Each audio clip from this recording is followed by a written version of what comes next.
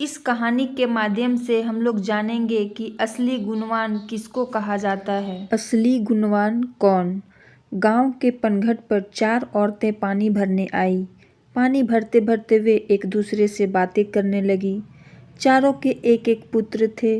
बातों बातों में उन्होंने अपने पुत्रों के गुणों का बखान करना प्रारंभ कर दिया। पहली औरत बोली, मेरा पुत्र बहुत सुरीली बांसुरी बजाता है।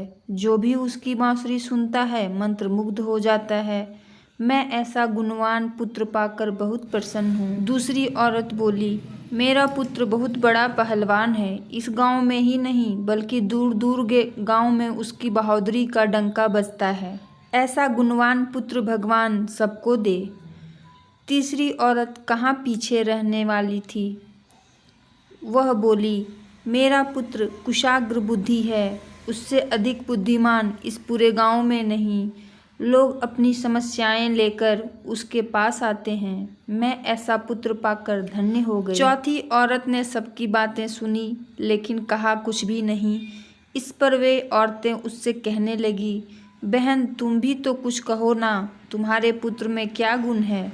कोई न कोई गुण तो उसमें अवश्य होगा। वह औरत बोली, क्या कहूँ बहनों, मेरे पुत्र में तुम्हारे पुत्रों की तरह कोई गुण नहीं है।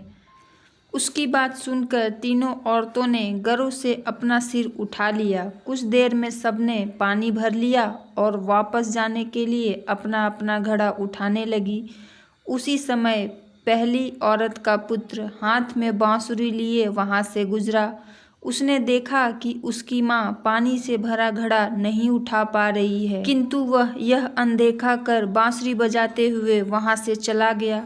दूसरी औरत का पहलवान पुत्र कुछ ही दूरी पर मुदर घुमा रहा था। उसकी माँ कुएं से घड़ा उठाकर जैसे ही उतरी उसका पैर फिसल गया। किसी प्रकार वह संभल गई, किंतु पहलवान पुत्र अपनी माँ को नजर उठाकर देखने के बाद भी उसके पास नहीं आया और अपनी कसरत में लगा रहा।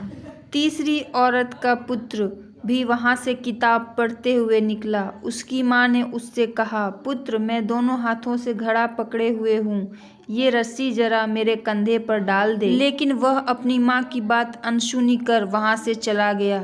तभी चौथी औरत का पुत्र वहां आया। अपनी माँ के सिर पर घड़ा देख वह उसके पास गया और उसके सिर से घड़ा उतार कर अपने सिर पर रख कर चलने लगा। कुएं के पास बैठी एक बुढ़िया यह सब देख सुन रही थी।